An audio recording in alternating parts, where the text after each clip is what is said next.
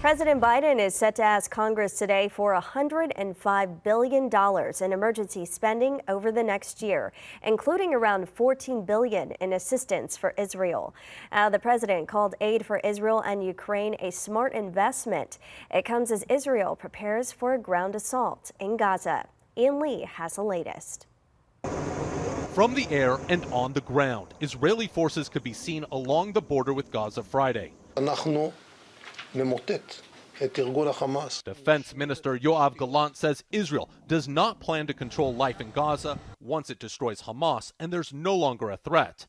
The Hamas-controlled Palestinian territory has been devastated by Israeli airstrikes since the group brutally killed more than 1,000 Israeli civilians nearly 2 weeks ago and took more than 200 people hostage, including this mother and her young children. I try not to think about the worst. This is the only thing that keeps me going.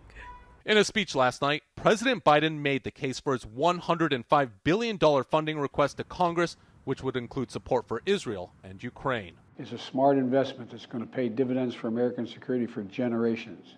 The Pentagon is also preparing to send 2 Iron Dome missile defense systems to Israel in the next few days to prevent more rockets from reaching targets here in Tel Aviv and elsewhere as concerns mount the violence will escalate into a wider conflict. In the West Bank, residents of a refugee camp surveyed the damage following a deadly battle Thursday involving Israeli troops. I'm angry, but what we can do, so we just can pray for them to be safe.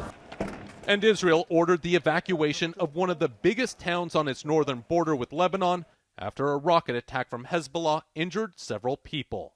Ian Lee, CBS News, Tel Aviv.